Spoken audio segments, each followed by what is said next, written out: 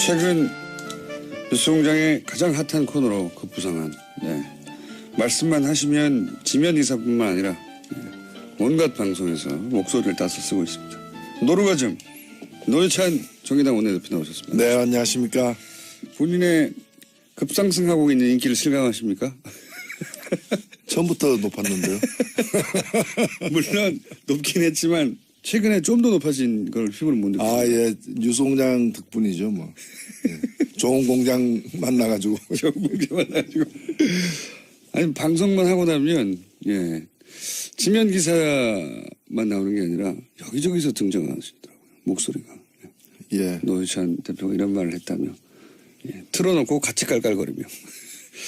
자, 오늘도 뭐 일주일 사건 사고가 많습니다. 우선 홍준표 자유한국당 대표가 이 영수회담에 안 가겠다고 결국 다들 뭐라고 했는데 결국 불참하는 것으로 결정을 한 것 같아요. 1, 2, 3중대 국민들 1, 2, 3중대 데리고 국민들 상대로 정치소를 벌여도 우리는 우리의 갈 길을 간다. 그래서 청와대를 안 만나겠다. 이렇게 얘기를 했습니다. 어떻게 평가하십니까? 예, 뭐, 평가할 만한 일은 아닌데. 예. 요즘에 뭐 혼밥이 유행이라고는 하지만은. 제가 볼 때 좀 더 대접을 받고 싶다는 뜻 아닐까요? 뭐, 만일에 혼자 불렀으면은 아마 갔을 거예요. 혼자 불렀으면. 뭐 안 가는 이유로다가 한미 FTA가 어떻고 뭐 이런 여러 가지 말이 안 되는 명분들 되지만은 그건 진실한 이유는 아닐 것이고, 만약에 이제 혼자 불렀으면 가는데 여러 명 부르는 중에 끼니까 one of them 싫다. 뭐 이렇게 좀 자기 과시. 사실 이게 자기 과시 욕구라는 게 어떻게 보면 자기 열등감의 표출이거든요. 그러니까 그 좀 열등감에서 벗어나기를 좀 바랍니다. 홍준표 대표 요새 언론 인터뷰를 안 해가지고요. 진심을 물어보고 싶은데 저희가 꼭 물어보도록 하겠습니다. 예. 혹시 열등감에 발로였나요? 발끈하시겠죠. 하지만 꼭 물어보겠습니다. 자, 그렇게 불참을 했고 어제 오늘 가장 핫한 뉴스인 겁니다. 민정수석, 정무수석, 국정상황, 안보실 처음에는 300건 나왔다고 했을 때만 해도 300건이나 나왔어? 종이 몇 장 있는 게 아니고 그랬는데 지금 몇천 건이라고 해요. 이제 거의 최고를 하고 있습니다. 유전에서 퍼내듯이 문건이. 이거 어쩌다가 이런 일이 벌어졌을 거라고 일단 보십니까? 글쎄요, 누가 일부러 이런 이제 그 수사의 단서가 될 만한 증거들을 갖다가 일부러 남겼다. 처음에는 그랬죠, 처음에는. 예, 뭐 그렇게 좀 추측하는 분도 있었는데 이게 지금 그렇게 너무 많아요. 예, 민정수석실하고 정무수석실에서 동일한 인물이 양쪽 다 하지는 않았을 거 아니에요. 그러니까 모든 국정상황실 안보실을 막 뿌리고 다녔을 리는 없지 않습니까? 그렇기 때문에 이거는 제가 볼 때는 기획된 것이라기보다는 그야말로 그 야반 도주하듯이 황급히 이제 그 철수하는 상황에서 이런 흔적들을 많이 남긴 게 아닌가. 자기 책상 자기 캐비넷만 치운 거죠. 그만큼 이 정권이 교체됐다기보다는 정권이 붕괴된 거죠. 붕괴된 정권의 참혹한 흔적이다. 그래서 가재도구도 미처 다 치우지 못하고 도망가는 그런 상황이 아니었나. 그러니까 막판에 불태운다고 불태웠는데 남은 게 있었던 거죠. 그런 거죠.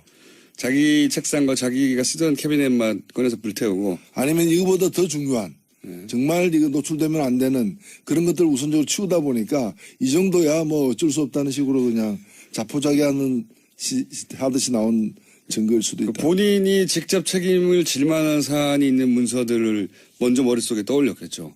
그런 것들 치우고 나서는 기억이 안 나는 것들은 그냥 어딘가에 있을 텐데 더 버렸거나 아니면은 오래돼서 기억이 안 났거나 뭐 그랬겠죠. 그런데 여기 대해서 이제 자유한국당이 청와대가 문건을 공개하는 건 정치 보복을 하고 있는 거다. 놀라운 논리긴 합니다. 정치 보복을 하고 있는 거다. 아니 이거는 사실 이 일이 생긴 건 자기들이 문건을 남겼기 때문에 생긴 거잖아요.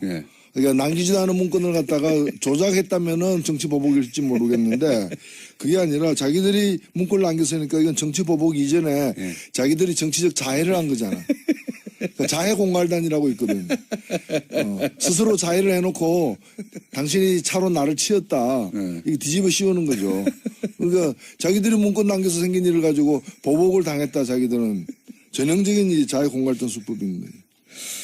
굉장히 놀라운 논리긴 합니다. 어떻게 말씀하신 대로 본인들이 여당일 때, 예, 집권했을 때 남겨진 문건으로 어떻게 보복을 할 수 있는 건지.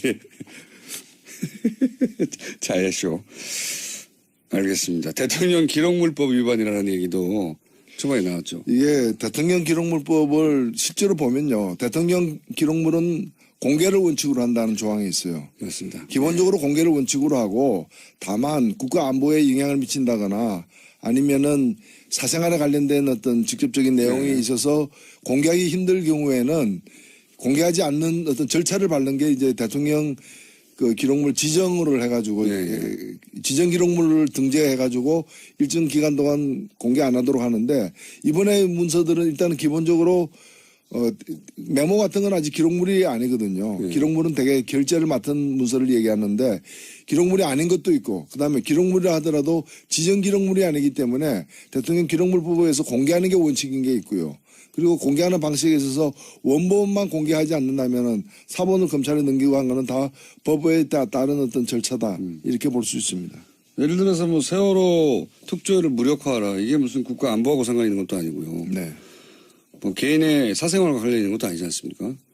뭐 공개가 위반이라고 볼 수는 없는 것 같은데 이와는 이제 정치 보복이고 법을 어겼고 여기 또 한 단계 더 나가면은 이게 이제 증거 능력이 없다. 누가 작성한지 모르니까 지금 당장 재판을 받고 있는 삼성 이재용 부회장 측에서는 이제 그런 이 문건이 만약에 법정이라도 등장한다면 혹은 이 문건이 예를 들면 회계장부라거나 그다음에 은행 예금 통장 같은 그런 것들은 그 자체가 증거가 됩니다. 근데 이제 상황을 기록한 이런 내용들은 증거가 되려면은 문서로만 되는 건 아니고 문서는 간접 증거이고 직접 증거가 되려면 문서 작성자의 진술이 필요한데 내가 했다고. 예, 근데 이 기획비서관 당시 맡았던 분이 내가 그 작성한 게 있다라고 얘기했기 때문에 그 중에 일부는 작성자가 지금 나타난 상황에 의해서 증거가 충분히 될 수 있는 거죠. 네.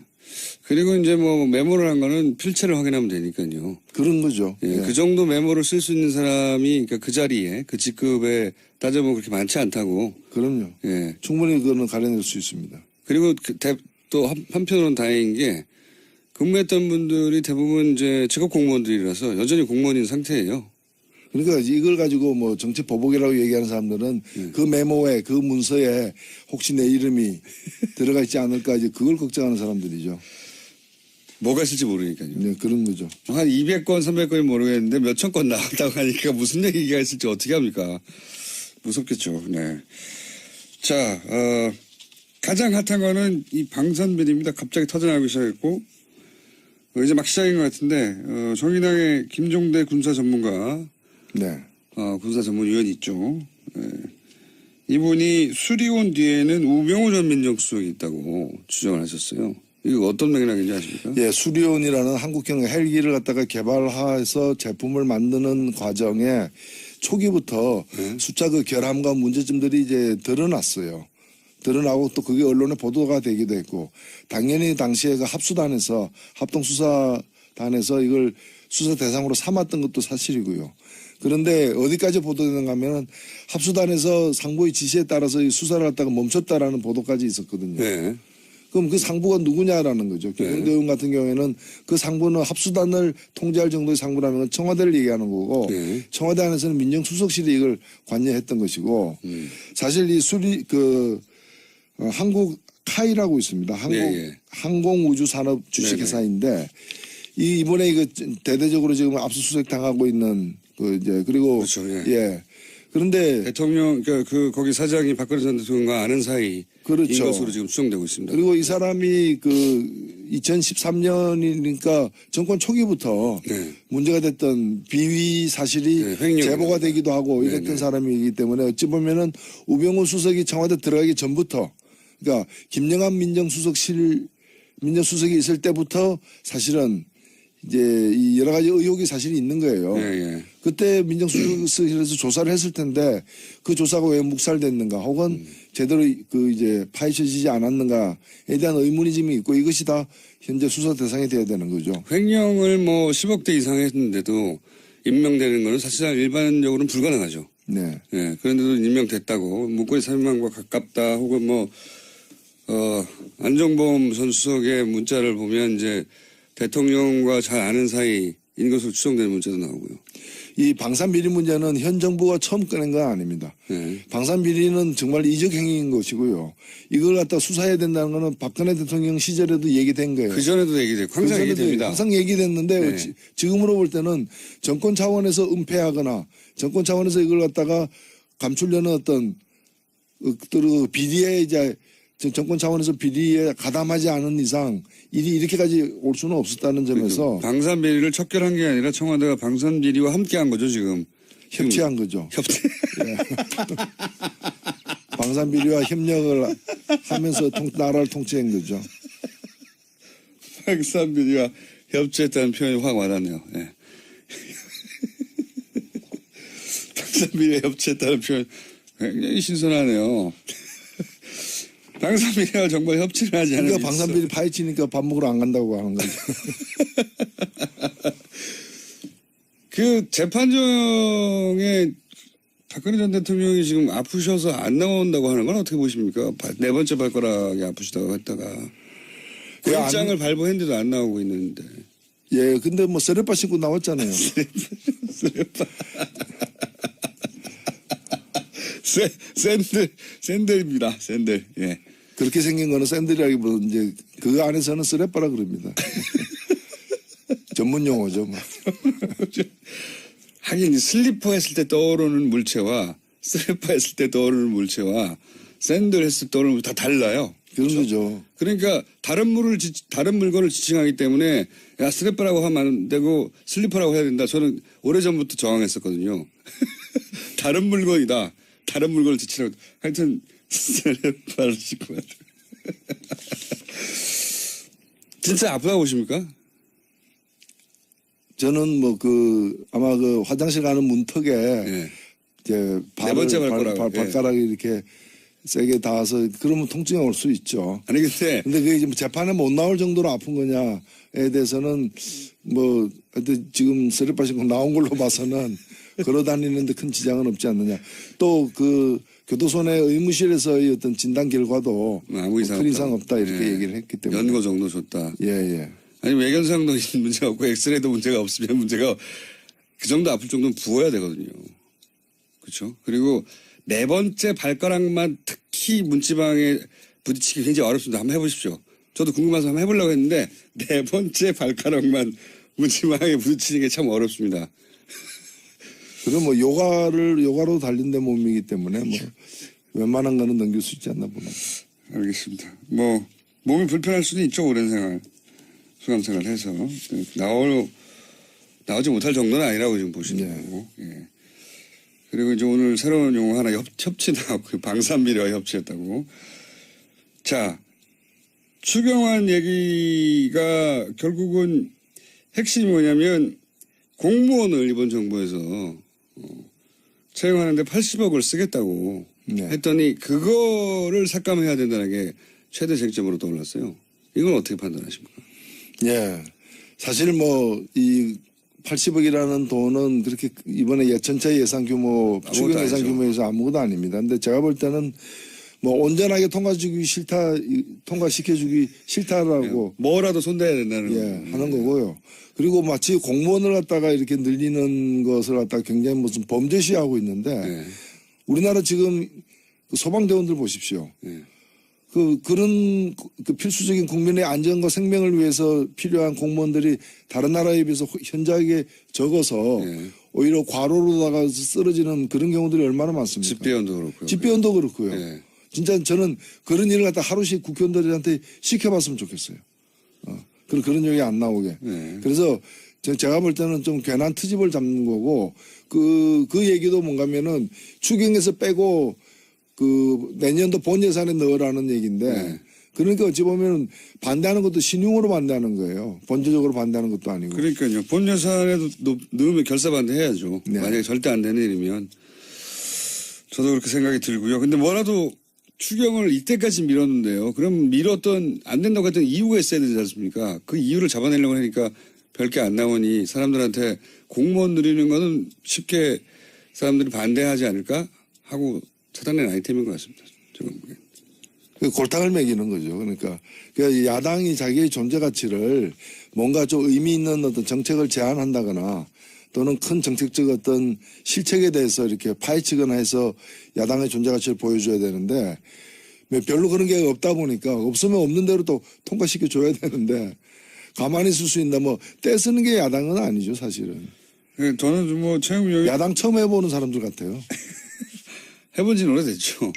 예, 해본 지 오래됐고 저는 공무원 채용 반대해가지고 뭐 반대할 거리가 될 수도 있겠다 싶었는데 비용이 너무 적어요. 지금. 그렇죠. 조 단위 얘기하는데 80억 때문에 조 단위를 80억이면은 국회가 1년에 쓰고 있는 특수활동비 액수보다 작습니다. 예. 그걸 가지고 지금 안 된다고 하고 있고 그래도 오늘은 통과는 되겠죠 전체적으로. 오늘 혹은 늦으면 내일. 네. 네, 내일이 아마 마지노선인 것 같습니다. 세월호 발견된 문건 중에는 세월호 특조위를 무력화하라 이런 내용이 있었습니다. 이거 어떻게 받아들이십니까? 예, 뭐 더 구체적인 내용은 들여다봐야 알겠지만은 아마도 그 세월호 유가족들 특조위에 관련된 유가족들이 그 회식하고 나오다가 이렇게 다른 추객하고 이렇게 시비가 붙은 일이 있었죠. 맞습니다. 국회의원도 관련돼야 되고 그 사건을 갖다 키워라는 뜻이에요. 맞습니다. 그러니까 이제 참 그 정부가 정권 안보를 위해서 별짓을 다 한 거죠. 시조를 하고요. 예.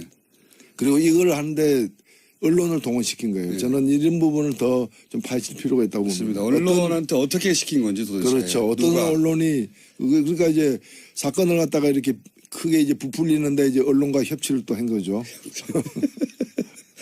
저는 정부에서 이렇게 생각하는 사람이 있을 수는 있지만 거기에 보조를 맞춰주는 언론이 없으면 이게 실행이 안 되는 거잖아요. 그렇죠. 예. 근데 실행이 됐다는 얘기거든요. 그러니까 언론에게 무엇을 줬으며 무엇을 받았는지. 왜 이거는 언론이 협치를 했는가, 예. 정권과. 그 언론이 청와대를 취재 대상으로 삼을 수는 있지만 이거는 청와대가 언론한테 오더를 한 거란 말이죠. 예. 취재가 아니잖아요. 예. 이게 어떻게 실행됐는지 따지는 것도 저는 굉장히 중요한 거라고 보고. 그리고 박근혜 전 대통령이 이제 마지막으로 1분밖에 안 남았는데 10분 늦게 오셔서 이렇게 된 거 아닙니까? 침대를 어떻게 처리할까? 이거 굉장히 화제입니다. 빅뉴스나인데 화제는 화제예요. 이 침대를 어떻게 해결해야 됩니까? 고급 침대가 남았는데 이게 일반인 쓰기에도 뭐 적절치 않고 대통령이 쓰던 침대인데 그리고 사용 연한이 있다면서요. 그거가 다 지나려면 몇 년 남았는데 아직 이거 어떻게 해야 되냐고 막 곤란해하고 있는데 너무 크기도 하고. 아니 지금 우리가 좀 국가적으로 해야 될 일도 많고 네. 신경 써야 될 일도 많은데 그 침대 때문에 스트레스 받아서는 저는 안 될 것 같고요. 일반인들이 화제예요. 근데. 예, 이게 저는 화재로 처리하면 된다고 봅니다. 예? 그냥 태워버리면 되죠. 예. 그걸 이제 폐기 처분하는 절차를 밟아가지고 사용기한이 남았다 하더라도 그냥 폐기 그렇잖아요. 그 누가 딱지 붙여서 동사무소에 보내면 되죠. 아니 그게 그 누가 가져가겠습니까? 아니 괜히 또 이상한 사람들이 갖고 와서 또 그걸 또 고가에 또 주고받을 수도 있고. 노예차에 됐습니다. 예, 화재로 처리합시다.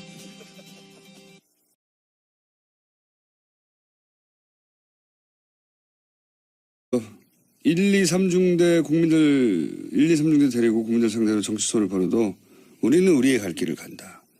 그래서 청와대를 안 만나겠다. 이렇게 얘기를 했습니다. 어떻게 평가하십니까? 예, 뭐 평가할 만한 일은 아닌데. 예. 예. 요즘에 뭐 혼밥이 유행이라고는 하지만은 제가 볼 때 좀 더 대접을 받고 싶다는 뜻 아닐까요? 뭐 만일에 혼자 불렀으면은 아마 갔을 거예요. 혼자 불렀습니다. 뭐 안 가는 이유로다가 한미 FTA가 어떻고 뭐 이런 여러 가지 말이 안 되는 예. 명분들 되지만은 그건 진실한 이유는 아닐 것이고 만약에 이제 혼자 불렀으면 가는데 여러 명 부르는 중에 끼니까 원 오브 댐 싫다. 뭐 이렇게 좀 자기 과시 사실 이게 자기 과시 욕구라는 게 어떻게 보면 자기 열등감의 표출이거든요. 그러니까 그 좀 열등감에서 벗어나기를 좀 바랍니다.